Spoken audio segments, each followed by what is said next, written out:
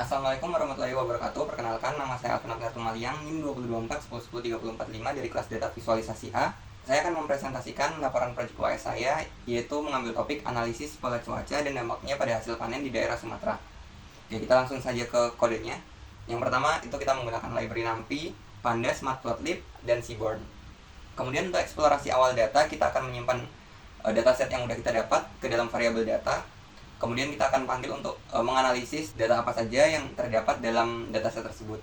Kemudian kita mendapatkan 7 kolom, yaitu provinsi, tahun produksi, luas panen, curah hujan, kelembapan, dan suhu rata-rata. Kemudian untuk data cleaningnya, di sini kita menggunakan data duplicate untuk melihat apakah ada data yang terduplikasi. Kemudian jika ada, kita akan mendrop data tersebut. Untuk berikutnya kita akan melihat data info, yaitu untuk melihat tipe data yang ada dalam dataset tersebut.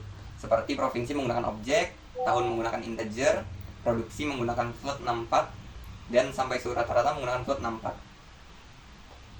Kemudian untuk metode analisisnya saya menggunakan dua, yaitu analisis statistik deskriptif, kemudian analisis korelasi.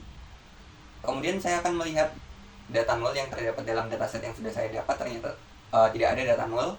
Kemudian jika tidak ada, kita akan mendescribe untuk menganalisisnya. Di sini kita dapat rata-rata, minimal dan maksimalnya. Dan untuk rata-rata di 8 provinsi selama 28 tahun terakhir, yaitu 1.679.701 ton yang di sini. Kemudian hasil panen terendah sebesar 42.938, yaitu min. Kemudian yang tertinggi sebesar 4.881 ton. Dan untuk luas lahan pertanian rata-rata yaitu sebesar 374.350 hektar.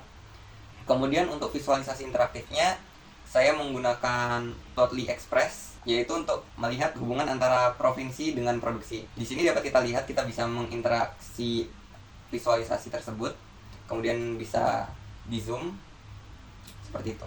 Selanjutnya kita akan melihat visualisasi antara tahun dengan produksi menggunakan bar chart. Dari visualisasi ini dapat kita lihat bahwa angka produksi mulai terlihat ada kenaikan atau bergerak naik di tahun 1993 sampai 2017. Kemudian pada 2017 ke 2018 terjadi penurunan yang cukup signifikan sampai 2020. Kemudian di berikutnya ini adalah data yang memiliki korelasi hubungan antara produksi dengan suhu rata-rata. Dapat kita lihat pada grafik tersebut bahwa produksi tertinggi tercapai pada saat suhu rata-rata berada dalam rentang 27 sampai 28 derajat Celcius. Kemudian pada grafik berikutnya kita menggunakan line chart untuk melihat suhu rata-rata tiap tahunnya. Diketahui dari grafik tersebut kita dapat mengetahui bahwa suhu tertinggi pernah dicapai pada tahun 2000 sampai 2005, yaitu lebih dari 29 derajat Celcius. Namun pada tahun-tahun berikutnya suhunya cenderung stabil di 27 derajat Celcius. Kemudian grafik berikutnya yaitu hubungan antara curah hujan dengan produksi panen. Dari visualisasi ini dapat disimpulkan bahwa produksi akan lebih stabil pada curah hujan sedang, yaitu 2.500 mm per tahun. Dan produksi akan mulai lambat atau sedikit pada curah hujan yang tinggi atau di atas 4.000 mm per tahun. Kemudian grafik berikutnya itu menunjukkan hubungan antara produksi dengan tingkat kelembapan udara. Dapat dilihat bahwa tingkat kelembapan jika 80-85%, maka produksi akan lebih stabil. Sedangkan produksi akan melemah pada kelembapan di atas 85 atau di bawah 80. Bisa kita lihat probability plotnya, yaitu diperoleh garis yang cenderung lurus naik, yaitu berarti secara keseluruhan distribusi data variabel tersebut cenderung normal. Kemudian untuk matriks korelasi antara tabel numerik, yaitu data matriks, jika korelasi lebih dari sama dengan 0,5 berarti ada hubungan yang erat antar variabel, dan korelasi kurang dari 0,5 berarti tidak ada hubungan yang erat antar variabel. Dari sini bisa kita lihat luas lahan pertanian dengan suhu rata-rata memiliki nilai yang positif. Artinya apabila nilai variabel tersebut semakin besar, maka produksi juga akan semakin meningkat, walaupun tidak signifikan. Sedangkan jika curah hujan dan kelembapan memiliki nilai korelasi negatif dengan variabel produksi, artinya apabila kedua variabel tersebut semakin kecil, maka produksi akan meningkat, walaupun hubungannya tidak begitu kuat.